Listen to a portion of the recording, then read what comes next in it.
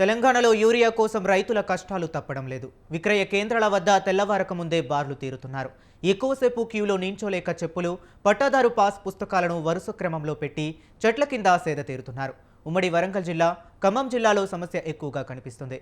భద్రాద్రి కొత్తగూడెం జిల్లా చర్ల మండలం సత్యనారాయణపురం PSCS వద్ద గంటల తరబడి క్యూలో నిల్చున్న ఓ గిరిజన రైతుకు మూర్ఛరాగా సొమ్మసిల్లి పడిపోయాడు.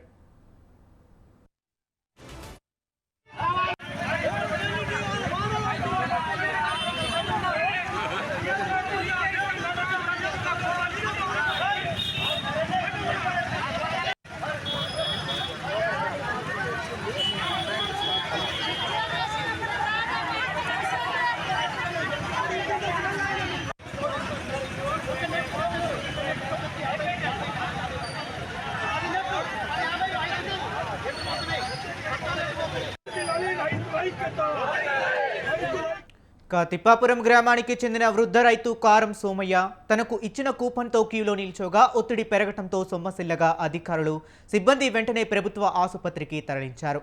అశ్వాపురం మండలం ముండికుంట PSCS కార్యాలయం వద్ద సోమవారం ఉదయమే భారీగా క్యూ కట్టారు.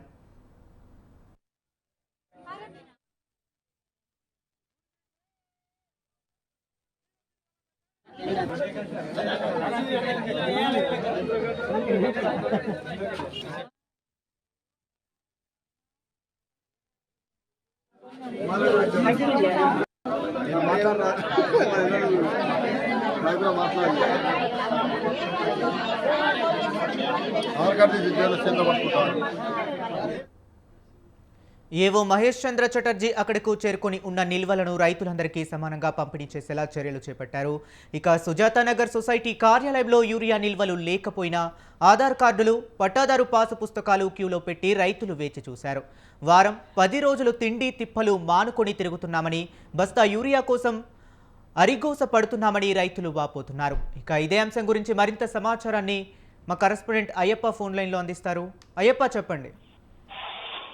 హరీష్, ఉమ్మడి ఖమ్మం జిల్లా వ్యాప్తంగా యూరియా కష్టాలతోటి రైతులు ఇబ్బంది పడుతున్న పరిస్థితులు రోజు రోజుకు పెరిగిపోతున్నాయి. ప్రధానంగా భద్రాద్రి కొత్తగూడెం జిల్లా నిన్న ఇల్లెందు మండలంలో రైతులు సాగుదారులకు యూరియా కష్టాలు తప్పడం లేదు. ఇల్లెందు టేకులపల్లి మండలంలో ప్రాథమిక సహకార సంఘాల ద్వారా సరఫరా అవుతున్నటువంటి యూరియాని ఎప్పటికప్పుడు రైతులకు అందిస్తామని చెప్పి రైతులు తాకిడి మాత్రం తగ్గని పరిస్థితి. ఎందుకంటే యూరియా లేకపోవడంతో అక్కడ వేసిన పంట నష్టపోయే అవకాశం ఉందని చెప్పి రైతులు ఆవేదన వ్యక్తం చేస్తున్న పరిస్థితి ఉంది. ఒక్కొక్క లారీకి 445 బస్తా యూరియా వస్తుండగా అదే స్థాయిలో వస్తున్న రైతులు ఒక్కొక్కరికి మాత్రమే ఇచ్చే పరిస్థితి ఉండటంతో తెల్లవారుజాము నుండి చెప్పులు వరుసలో పెట్టి యూరియా కోసం అయితే రైతులు ఎదురు చూపులు చూస్తున్న పరిస్థితి అయితే జిల్లాలో చూస్తున్నాం. ఒక్కొక్క యూరియా కట్ట మాత్రమే ఇస్తుండటంతో కుటుంబ సభ్యులందరూ సాగు పత్రాల ద్వారా, ఆధార్ కార్డులతో అక్కడ క్యూలో నుంచొని వస్తున్న పంపిణీదారులు కిటకిటలాడుతున్న పరిస్థితి అయితే ఉంది. ఎటువంటి అవాంఛనీయ సంఘటనలు జరగకుండా పంపిణీ కేంద్రాల వద్ద పోలీసులు అయితే బందోబస్తు ఏర్పాటు చేసిన పరిస్థితి ఉంది. ఏదైనప్పటికీ రైతులకు యూరియా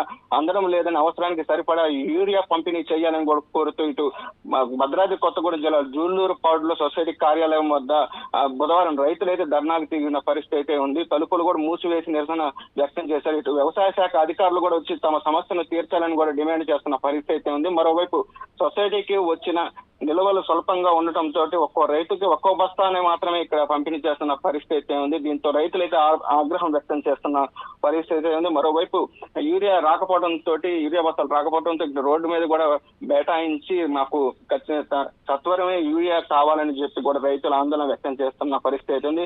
ఉదయం 8 గంటల నుండి సొసైటీ కార్యాలయానికి చేరుకొని అయితే అక్కడ ఉన్నటువంటి క్యూలో నుంచున్న పరిస్థితి ఉంది. మరోవైపు ఈ క్రమంలో అక్కడ తోపులాట కూడా చోటు చేసుకున్న పరిస్థితి ఉంది. ఏదైనప్పటికీ యూరియా ఈ పంపిణీ చేసి మమ్మల్ని ఆదుకోవాలని చెప్పి కూడా రైతులు ఆందోళన వ్యక్తం చేస్తున్నారు. మరోవైపు నేలకొండపల్లి కూడా ఇదే పరిస్థితి ఉంది.